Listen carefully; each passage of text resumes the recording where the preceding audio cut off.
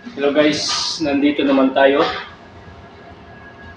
Dapat i-share niyo to yung video ko para yung ibang mga boatser makikita nila para meron silang idea kapag nag-a-apply sila o pasado sila sa interview. Ang pinakamahirap lang dito sa barko, yung fish boatser.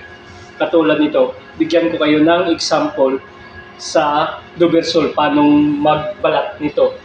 Ginagamit ko yung clubs kasi yung balat ng Dobersol masyadong matinik, masakit sa kamay kapag walang gloves.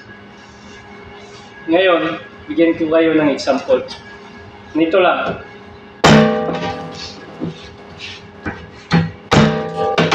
Tapos hila.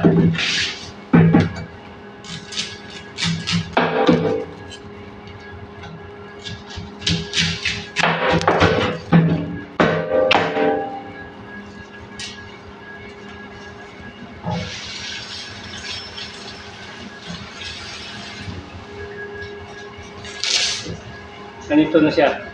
Tinanggalan ko ng balat.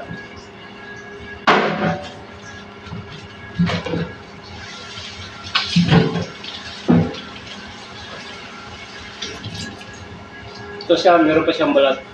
Tsaka merong ulo. Sa Bisaya, ang tawag nito padpad sa Cebu.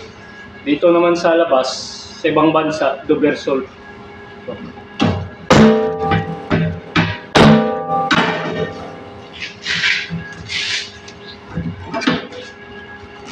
Dapat ang bilisan ko magbalat. Kasi marami pa tayong ibang outlet na dapat i-prepare. Ganito lang. Ganito ang pinakamahirap dito sa isdaan.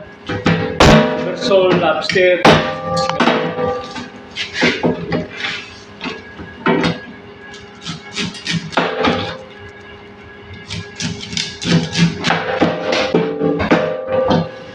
Hi, Tom. What is Yes.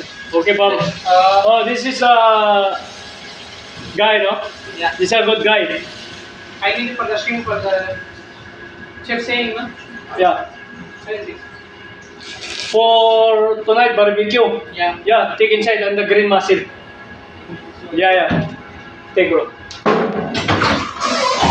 So, salamat guys. Salamat. Tapos yung huwag niyong kalimutan pag-share sa video ko para marami tayong matutulungan yung nag-a-apply ng assistant butcher sa barko. Thank you.